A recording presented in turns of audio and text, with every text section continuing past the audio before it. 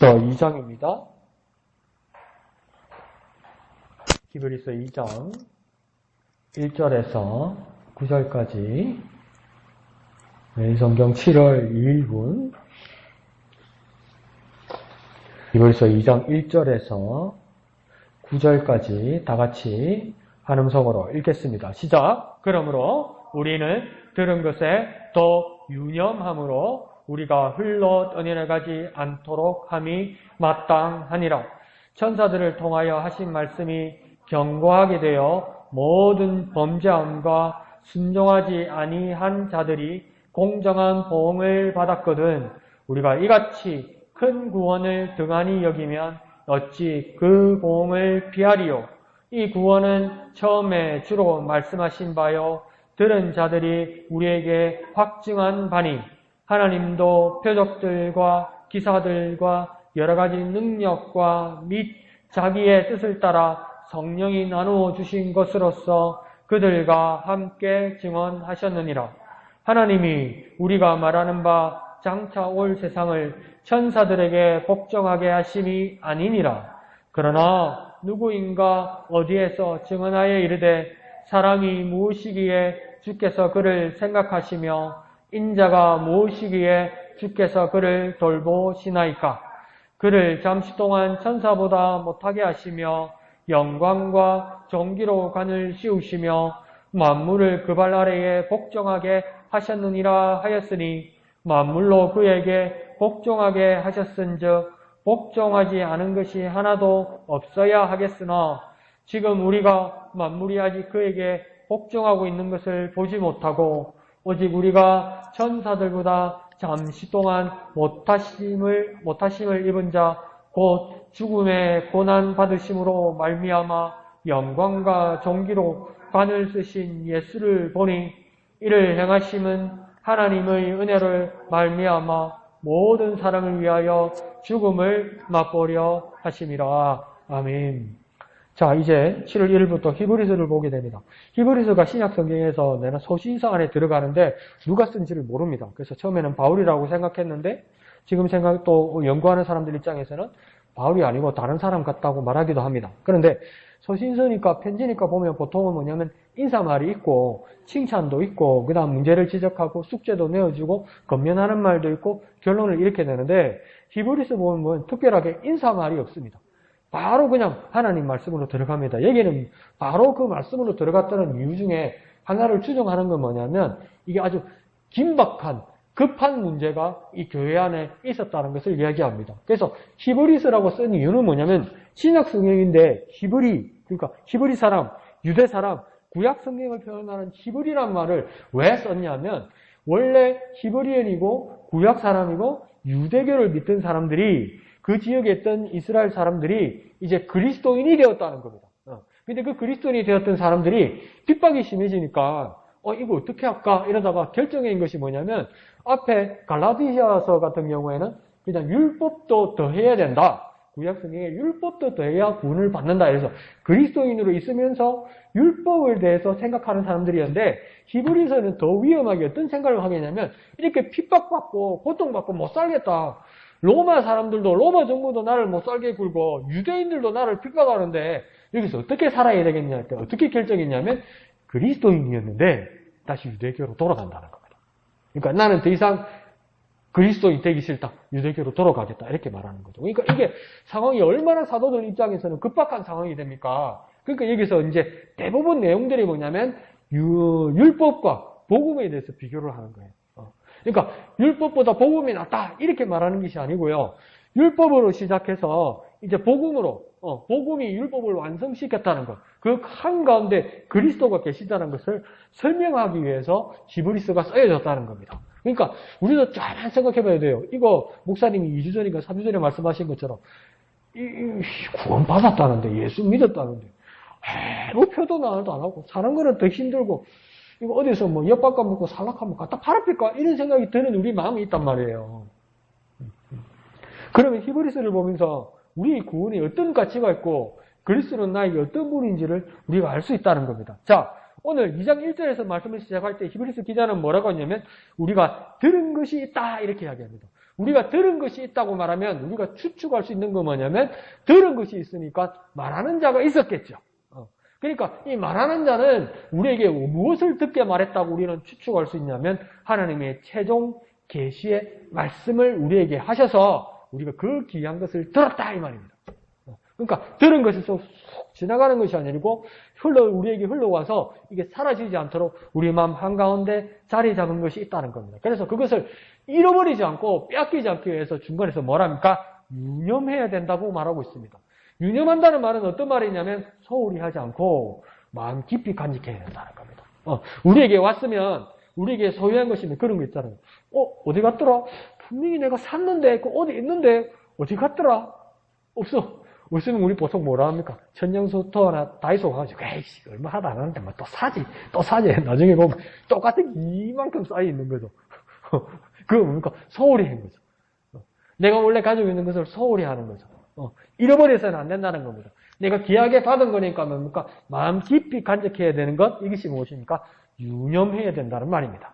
그 다음 또 어떻게 해야 된다고 이야기하냐면 흘러 떠내려가지 않도록 하라 이렇게 말합니다. 이게 흘려 떠내려가지 않도록 하라는 이 말은 뭐냐면 이 사람들은 어떻게 이해하고 있냐면 반지가 손가락에서 빠지듯이 이 말입니다.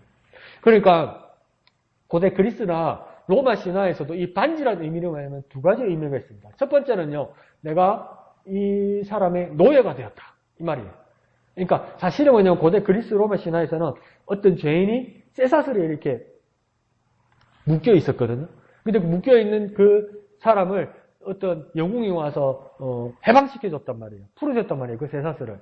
그런데 내가 이것을 풀어주었고 나는 이 사람이 은혜를 받았다는 것을 잊지 않기 위해서 그 쇠사슬이 이렇게 동그란 쇠가 이렇게 엮여 이래 된 거잖아요. 그래서 동그란 쇠를 하나 뽑아서 뭡니까? 이 손가락에 끼운 겁니다. 그러니까 내가 뭡니까? 이 여기서 해방은 되었지만 나는 당신의 소속이고 또 쉽게 말하면 나는 당신의 노예입니다. 이 뜻으로 말할 때 그 반지를 의미합니다. 그리고 두 번째는 뭡니까? 더 긍정적인 좋은 의미로는 내가 이 소속이다 이 말이죠. 이 소속. 그러니까 우리나라 군인들 장교들 수료할 때 인간 반지 이런 것들 있죠. 그런 건 뭡니까? 자기의 명예와 더불어 뭡니까? 나는 이 소속이라는 것을 표현하는 거죠. 그래서 반지는 그 소속을 말하는 겁니다. 근데 그 반지가 흘러내려간 것처럼 잃어버린 것처럼 흘러 떼내려갔다는 것은 뭡니까? 자기의 소속, 자기의 그 정체성, 자기 의미를 잃어버린 것과 같다는 겁니다.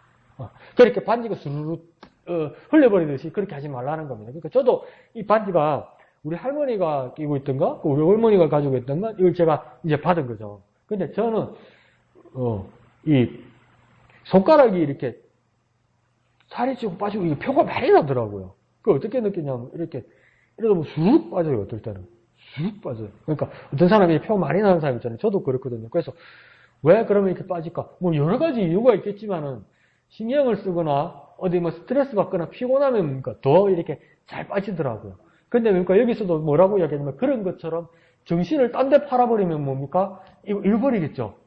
반지 잃어버리겠죠. 여기서도 뭐라고 하냐면 흘러 떠내려 가지 않도록 함이 마땅하다 이 말은 뭡니까? 정신이 딴 데 팔려서 잃어버리지 말라는 겁니다. 그러니까 그리스도인한 그 믿음이 유혹에 빠져서 다시 말하면 뭡니까? 더 쉽게 말하면 세상에 정신이 팔려서 잃어버리면 안 된다 이 말입니다.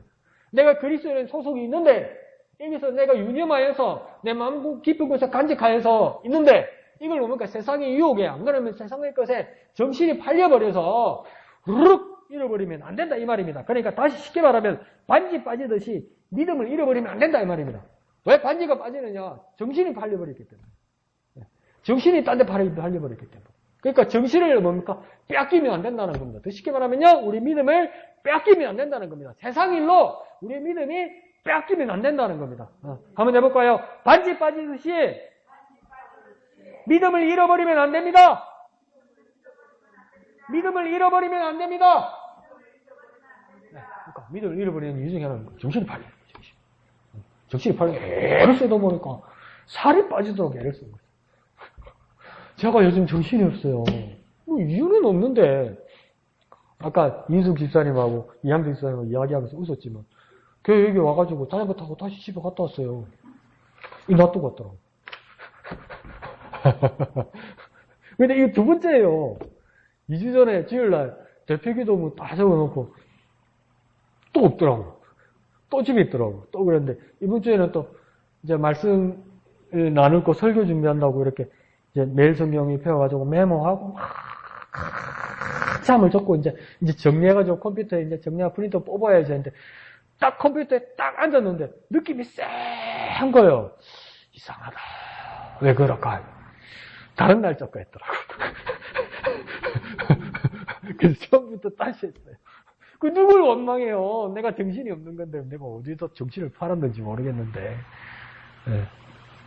정신을 잃어버리면 안 됩니다. 그리고 여러분 간혹 교회에서 저 보다가 제가 엉뚱한 짓 하면 목사님 그거 아닌데 말씀해 주셔야 돼요. 그냥 엉뚱한 짓 하거나 엉뚱한 거 못하게 목사님 그거 아닌데 말해줘야 제가 정신이 없어요. 여기서도 뭡니까? 정신을 잃어버리면 주님을 섬기는 일에 우리의 믿음 대신에 정신을 세상 일에 팔려버리면 반지 빠지듯이 우리 소속이 우리 믿음이 흘려버리는 겁니다. 정신을 차려야 됩니다. 우리의 믿음을 지켜야 되는 거죠. 그래서 여기서 뭡니까? 유념하라고 이야기하고 흘러 떠내리 가지 않도록 하라 이런. 그게 마땅하다 이래요. 이거 어쩌거라 내 잃어버리나 없잡고 이게 아니고요. 잃어버리지 않는 것이 마땅하다고 이야기해요. 우리가 마땅함을 지켜야 되는 거예요.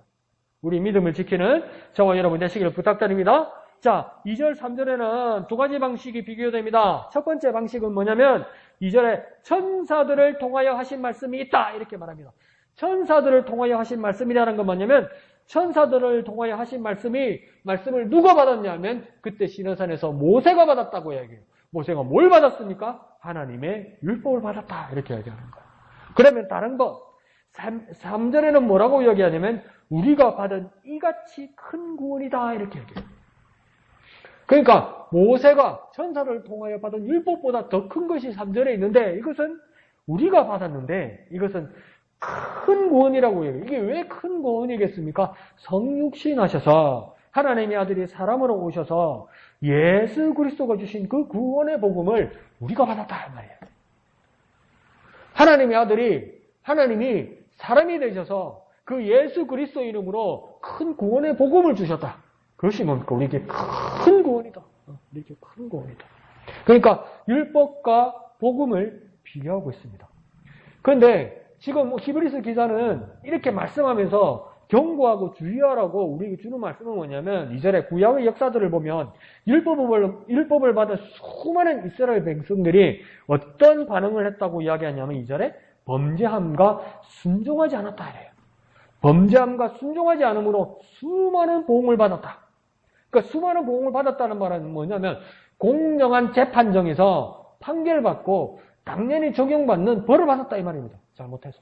그러니까 천사들을 통해서 모세에게 주신 하나님의 율법마저도 이렇게 엄중한 재판을 받고 처벌을 받았다. 그 보응을 받았다. 그러면 3절에 하물며 이 큰 구원에 대해서도 당연히 피할 수 없는 보응이 있을 것이다.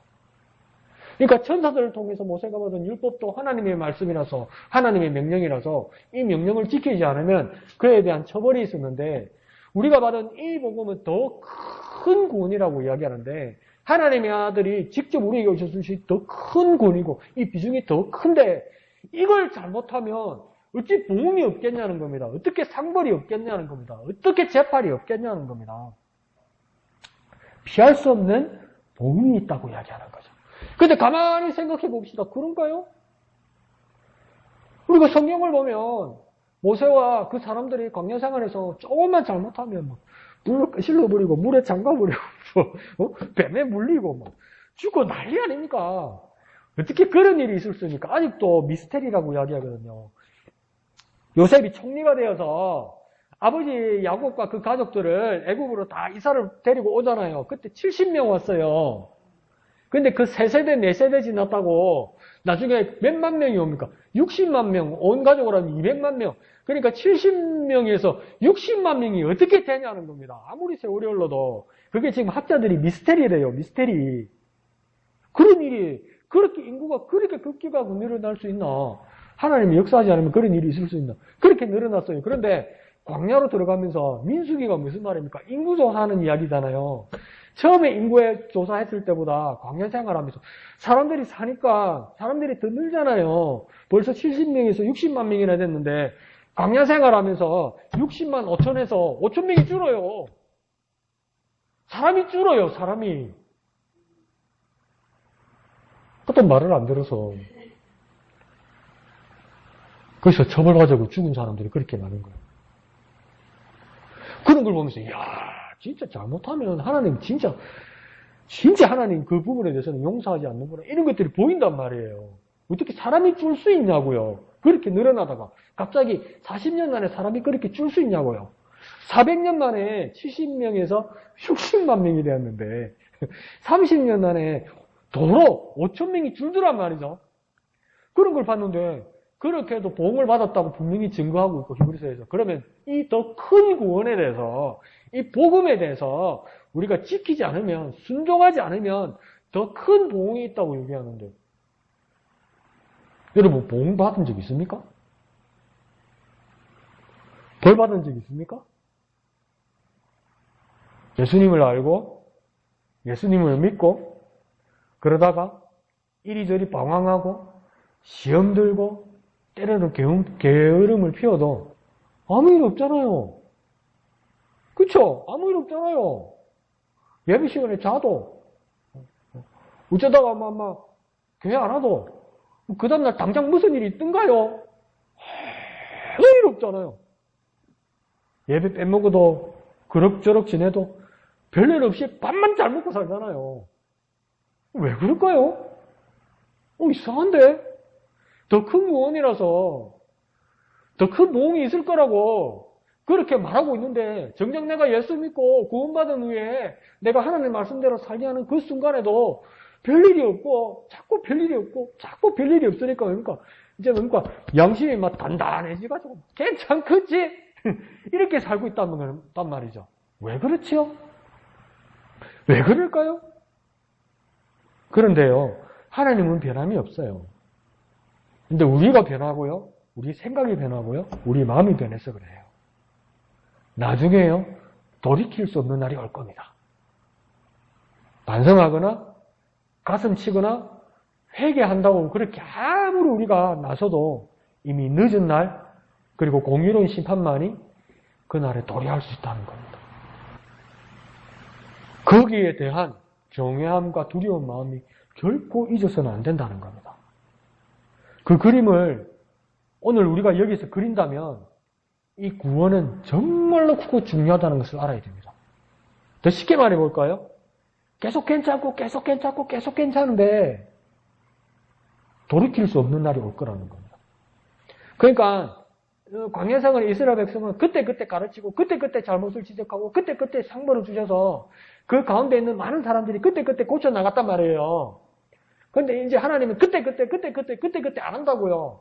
참고 기다리신다고요. 참게 인내하신다고요. 인내하다가 이제는 뭡니까? 마지막 심판 때에는 돌이킬 수 없는 날이 올 거라는 겁니다. 그래서 이 구원은 정말로 큰 구원이라는 겁니다. 그래서 이 구원은요, 정말로 중요하다는 겁니다. 마지막 때에 내가 구원 받았나 받지 않았냐에 따라서 엄청나게 삶은 변화될 거라는 겁니다. 엄청나게 길은 갈리게 될 거라는 겁니다. 그래서 복음이라는 말보다 어떤 말을 더 선호합니까? 오늘 본문에서는요, 구원이란 말을 더 선호해서 씁니다. 심판받고 죽어야 할지 모르는 우리 인생들이 뭡니까? 그 자리에서 구원받는다는 겁니다. 그래서 그게 큰 구원이라는 겁니다. 그러니까 뭡니까? 그 구원이라는 것은 큰 보응에서 우리를 구원해 주셨다는 겁니다. 그러니까 큰 구원으로 보응해 주셨는데 돌이킬 수 없는 심판날에 후회하지 말자는 겁니다. 후회하지 않도록 지금을 바로 살자는 겁니다. 지금은. 그 구원에 따라, 그 말씀에 따라, 그 복음에 따라. 분명히 말씀드릴게요. 돌이킬 수 없는 날이 와요. 지금 아무 일 없다고 괜찮은 게 아니라니까요. 괜찮은데, 아니요. 지금은 괜찮은데요. 그걸 돌이킬 수 없는 날이 온다니까요. 그래서 구원입니다. 자, 한번 해볼까요? 큰 보응에서, 다시요. 큰 보응에서 구원해 주셨는데, 돌이킬 수 없는 심판날에 후회하지 말자. 심판날에 후회하지 말자. 심판날에 후회하지 않기 위해서 그 큰 모험에서 구원해 주신 주님 은혜를 기억하고 그 말씀대로 살아야 된다 이거예요. 돌이킬 수 없다고요. 심판은 분명히 있다고요. 큰 은혜 받았고 구원받았기 때문에 심판이 없다고 말하고 있지 않아요. 네. 율법을 받은 사람들도 보응을 받았거든. 하물며 이 큰 구원에 보응이 어찌 없겠느냐고 경고하고 있습니다. 그러니 돌이킬 수 없는 날을 우리가 생각하며 후회하지 않도록 그 큰 보응에서 구원해 주신 주님 은혜를 기억하고 그 말씀대로 살아가는 저와 여러분 되시기를 부탁드립니다. 자, 3절 하반절과 4절에 이 큰 구원의 목적이 4절 끝에 나옵니다. 이 큰 구원의 목적이 뭐냐? 너희가 이렇게 큰 구원을 받은 목적이 뭐냐? 4절에서 뭐라고 얘기합니까? 증언하기 위한 것이다. 이렇게 합니다. 증언하기 위한 것이다. 증언한다는 말은 뭘까요? 사실을 증명하고 말하고 선포한다 이 말입니다. 증언한다는 건요. 사실을 증명하고 말하고 선포한다는 겁니다. 증인 이렇게 얘기하죠. 재판정이나 청문회에서 증인 이렇게 말하면 뭡니까? 사실을 경험한 사람이 사실대로 말하는 겁니다. 사실대로 경험한 것을 말하는 겁니다. 그러니까 이 큰 구원의 목적은 무엇이냐? 증언하기 위한 것이라는 겁니다. 우리가 증명하고 말하고 선포하기 위한 것이라는 겁니다. 그러면 우리는 이것을 어떻게 증언하느냐? 첫 번째는 뭡니까? 주님이 말씀하셨다 이렇게 말합니다. 첫 번째 단계는요. 주님이 말씀하신 겁니다. 우리가 만들어낸 이야기가 아니고요. 순수한 우리 경험만을 이야기하는 것이 아니고요. 우리 경험의 근거, 우리가 증언할 수 있는 근거, 우리가 말할 수 있는 가장 근거의 첫 번째 단계는 누구냐면 주님이 말씀하셨다. 첫 번째는 주님이 말씀하셨다. 두 번째 단계는요. 사도와 같이 먼저 들은 자들이 있다. 그러니까 첫 번째는 주님이 말씀하셨고 두 번째 단계는요. 들은 자들이 있다. 그러니까 주님이 말씀하신 것을 들은 사도와 같은 자들이 있다. 그러면 세 번째 단계는요. 확증받기까지 했다. 이렇게 말합니다. 확증을 받았다는 건 누가 받았다는 걸까요? 우리가 이 확증을 받았다. 이 말입니다. 확증을 하는 것을 무식한 말로 뭐라 한번 풀어볼까요? 확실한 증거. 확실한 증거. 너 가는 길을 누가 비웃기 전에 뭡니까? 확실한 증거를 보여주어라 이러잖아요. 확실한 증거를 줄여서 말하면 확증이겠죠. 확증. 그러니까 뭐니까 첫 번째 단계에 주님이 말씀하시고 두 번째 주님이 말씀하신 것을 사도들과 사람들이 들은 바가 있고 그 들은 바를 우리가 뭡니까? 확증하게 된다 이 말입니다. 이 확증을 통해서 이 큰 구원을 증언하게 된다 이 말입니다.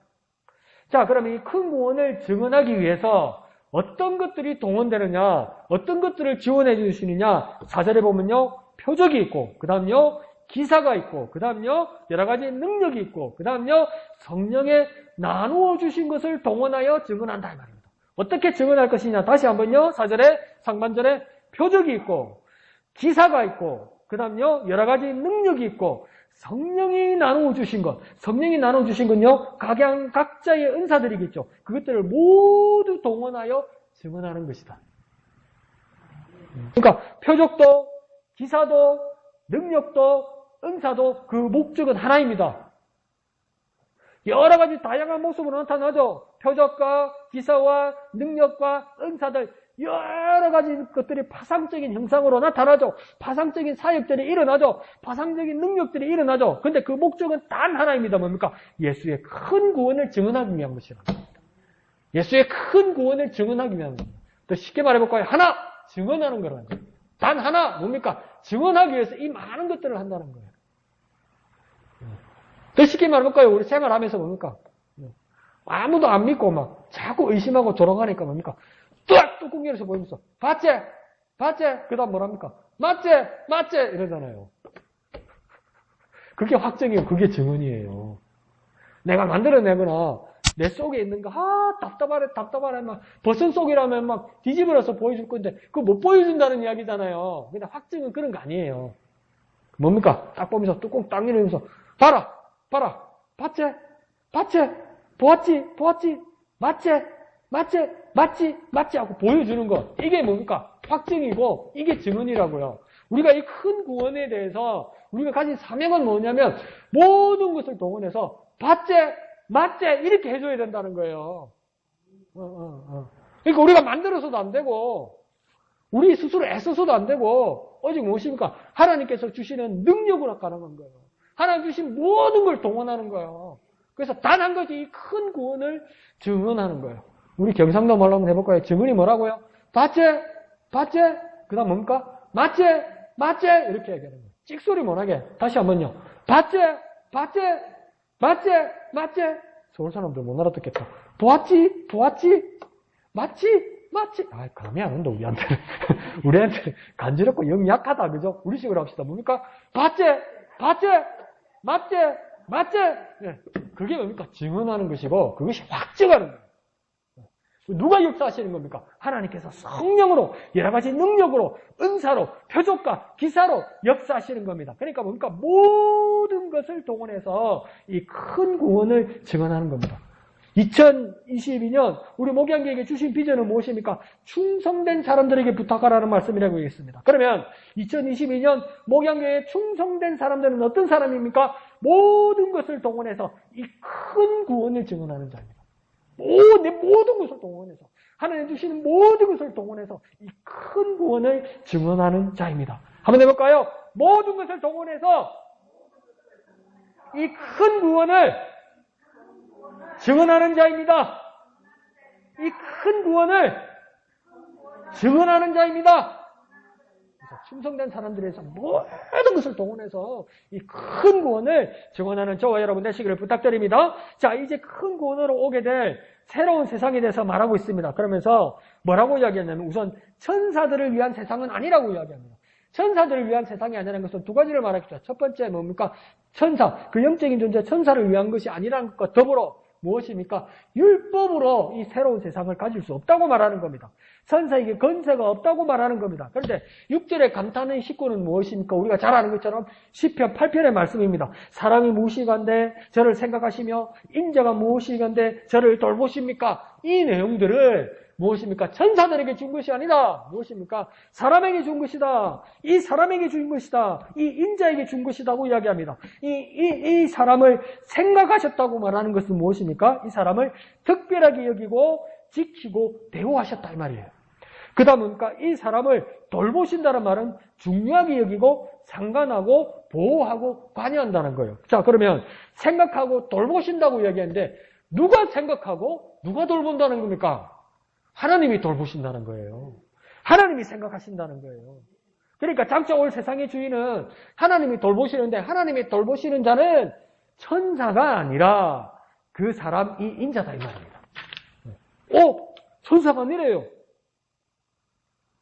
그 사람이고 이 인자래요.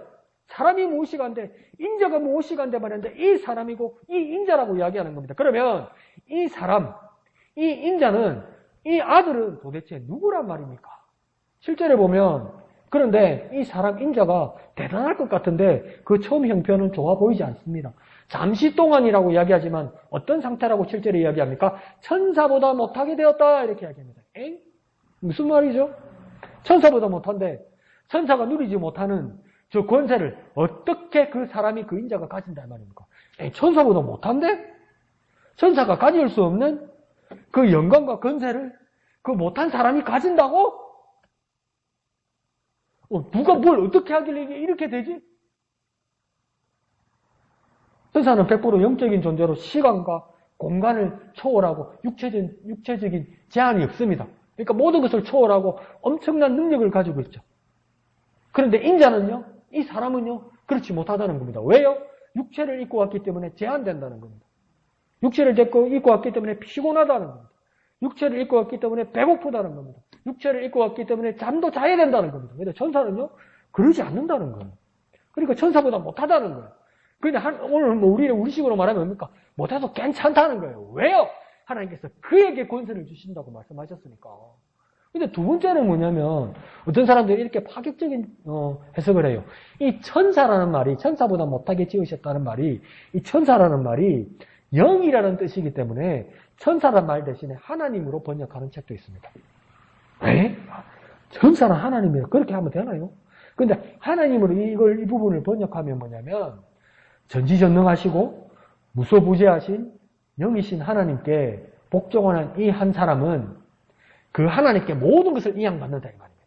그러니까 천사보다도 아니 이 영보다도 이 하나님보다도 못하다는 건 뭐냐면 이 하나님의 모든 것을 가지고 계신데 하나님이 가지고 계신 이 모든 것을 이 사람, 그 사람, 이 아들에게 모두 주신다는 겁니다. 그러니까 하나님이 주시는 거면 모든 권세를 가지고 존귀와 영광을 가질 수 있다.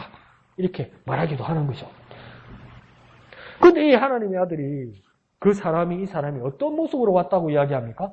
사람의 모습으로 왔다고 이야기해요. 육화되어서 왔다고 이야기해요. 성유신 하셔서 왔다고 이야기해요. 하나님의 아들, 하나님과 동등한 그분이 사람의 모습으로 겸손하게 오셔서 결국은 영광과 존귀로 관을 쓰시고 권세를 가지게 될 거라는 겁니다. 그럼 여기서 한번 질문 한번 해봅시다. 뭐가 목사님 왜 이렇게 복잡하게 때로는 비참하게 오셔서 이런 모욕과 이런 고생을 한 후에 권세를 가지는 걸까요? 그냥 주시고 그냥 받으면 안 되나요? 뭔 몸을 입고 뭔 사람으로 와서 고생하고 천사보다도 못하다는 평가도 받고 판단도 받고 어떨 때는 조롱도 받고 왜 이렇게 고생하고 이렇게 복잡하게 하셔서 그 다음에 권세를 가지시는 걸까요? 그 이유를 8절에서는 이렇게 말합니다. 뭐랍니까? 만물을 그 발 아래 복종하기 위한 것이다 이렇게 이야기합니다. 만물을 그 발 아래 복종하기 위한다는 것은 사람으로 오셔서 다 보고 야 너 잘했고 야 너 못했고 이렇게 판단하신다는 말이 아니라 무엇입니까? 만물의 처지를 모든 처지를 공감하고 있다는 겁니다. 그러니까 사람으로 오셔서 육화되어 오셔서 만물의 모든 처지를 공감하고 이해하고 오셔서 그 누구도 부족하지 못하게 하겠다는 겁니다. 그러니까 그런 거 있잖아요. 막 정치하는 사람들 안 그러면 대통령 후보들 진짜 버스값 물어보고 쌀값 물어보고 라면값 물어보면 몰라요. 왜요? 버스 탈 일이 없으니까. 라면 사 먹을 일이 없으니까. 쌀이야 뭐 마다를 사다 먹고 이러니까. 예? 저도 버스값 잘 몰라요. 왜? 이제 찍으니까 얼마 나가는지 신경을 안 쓰네. 카드로 찍으니까 분명히 숫자가 나오는데 얼마인지 신경을 안 쓰네. 그 달에 그냥 묶어서 내는 거 이렇게만 생각하네요. 그 돈을 많이 쓰게 돼요. 그러면 내수 중에서 현금이 얼마 나간다는 걸 모르니까 조심해야 되는데. 그러니까 뭐냐면 하나님이 저 높은 곳에서 우리에게 권세를 가지고 있다고 이야기하면 하나님 우리 뭘 알겠어 하나님이. 하나님 배고픈 걸 아시겠어. 우리 인생을 아시겠어. 우리 고통을 알겠어. 자식이 애미고 있는 걸 알겠어. 부모 말 안 듣는 걸 알겠어. 뭘 알겠어. 이렇게 된단 말이에요. 근데 뭡니까? 직접 사람으로 세상에 오셔서 모든 것을 이해하고 모든 것을 공감함으로 말미암아 그 누구도 부정하지 못하게 하겠다는 겁니다. 다 아신다는 겁니다. 다 아신다는 거예요. 다 아신다는 거예요. 우리가 고통과 두려움과 어려움을 말할 때 주님의 그 한 가닥의 주님의 음성은 뭐냐면 아신다고 말할 거란 말이에요. 우리를 향해서. 왜요? 사람으로 오셔서 다 경험하셨기 때문입니다. 그리고 뭐라고 이야기합니까? 9절에 천사들보다 잠시 동안 못하게 하심을 잊기까지 감수하는 것은 무엇입니까? 천사들보다 잠시 동안 못하게 하심을 잊기까지 감수한 것은요. 육체를 입었다 이 말입니다. 천사하고 분명하게 다른 건 뭡니까? 육체를 입었다는 겁니다. 육체를 입었는데 이게 뭡니까? 그냥 천사들의 눈을 봐도 우리 사람의 눈을 봐도 나약해 보인다는 겁니다. 부족해 보인다는 겁니다. 초라해 보인다는 겁니다. 그런데까지 왜 굳이 육체를 입으셨을까요? 왜 예수님 육체를 입으셨죠? 첫 번째는 뭐겠습니까? 죽으려고요. 왜 육체를 입으셨습니까? 죽으려고요. 고난받으시려고요. 육체를 입었다는 겁니다. 왜 죽어야 합니까? 왜 고난받아야 합니까? 왜 하나님의 아들이 죽어야 하고 고난받아야 합니까? 모든 사람을 위하여 죽음을 맛보려 하신 것이라고 지금 말하고 있어요. 안 그래도 되는데 자신을 위해서는 안 그래도 되는 거예요. 더 쉽게 말해볼게요. 자신을 위해서는 안 그래도 돼요. 그런데 뭡니까? 모든 사람을 위하여 죽음을 맛보셨다는 겁니다. 예수님 자신을 위해서는 죽음을 맛보지 않아도 돼요. 그런데 뭡니까? 자기를 두고 모든 사람을 위하여 죽음을 맛보시려고 육체를 입었다는 겁니다. 더 쉽게 한번 가봅시다. 내가 죽을 것, 여러분의 죽을 것을, 모든 사람이 죽을 것을 대신해서 죽으려고 육체를 입으셨다 이 말입니다. 자기는 그렇게 안 죽어도 되고 자기는 그렇게 안 입어도 되는데 뭡니까? 내가 죽을 것, 여러분이 죽을 것, 모든 사람이 죽을 것을 대신해서 죽으려고 그렇게 하셨다는 겁니다. 그래서 예수의 죽음은 무엇입니까? 하나님의 은혜입니다. 예수의 죽음은 하나님의 은혜입니다. 내가 죽을 것 대신해서 하나님이 보내셨고 그가 육체를 잃고 몸소 죽으신 것은 자기 자신을 위해서 그런 것이 아니라 우리 모두를 위해서 그런 것이기 때문에 예수의 죽음은 우리에게 하나님의 은혜입니다. 그 은혜를 깨달아야 하고 그 은혜를 잊지 말아야 할 것입니다. 한번 해볼까요? 예수의 죽음은 하나님의 은혜다. 예수의 죽음은 내게 은혜다. 그래서 잊지 않는 저와 여러분 되시길 부탁드립니다. 그러면서 왜 육체를 입었느냐? 두 번째로 뭡니까? 영광과 존귀로 관을 쓰시려고. 결국은 그 사람, 이 하사람의 정체를 알게 됩니다. 그냥 죽어 끝날 사람이 아니라 영광과 존귀로 관을 쓰실 하나님의 아들임이 증명되는 겁니다. 육체를 입고 오셔서 죽어서 끝나는 것이 아니라 다시 살아나셔서 영광과 존귀로 관을 쓰실 하나님의 아들임이 증명되는 겁니다. 한 번 더요. 받재, 맞재, 이거. 다시 살아나셔서 뭡니까? 받재, 맞재, 죽어서 끝나는 것이 아니라 영광과 존귀로 관을 쓰시러 오셨다는 것을 증명하게 된다는 겁니다. 그것을 내 눈이, 여러분의 눈이, 우리의 눈이 온 세상이 보게 될 것이다. 당신의 예수님 당신 자기만 만족하는 것이거나 우리끼리 확인하는 것이 아니라 뭡니까? 온 세상이 보게 될 것이다. 주님의 영광을 온 세상이 보게 될 것이다. 그러기 위해서 육체를 입고 오셨다고 말씀하고 있는 겁니다. 한번 해볼까요? 주님의 영광을 온 세상이 보게 될 것이다. 주님의 영광을 온 세상이 보게 될 것이다. 그때 온 세상에 보고 나도 보고 주님의 영광을 확인하는 저와 여러분 되시기를 부탁드립니다. 영광과 존귀의 주님의 날 하나님의 은혜를 소망합니다. 그 영광과 주님의 은혜의 날, 그 영광과 존귀의 은혜의 날 나도 하나님의 은혜를 바라볼 수 있도록 소망합니다. 은혜를 베풀어 주시옵소서. 그렇게 기도하는 저와 여러분 되시기를 부탁드립니다. 한번 해볼까요? 영광과 존귀의 날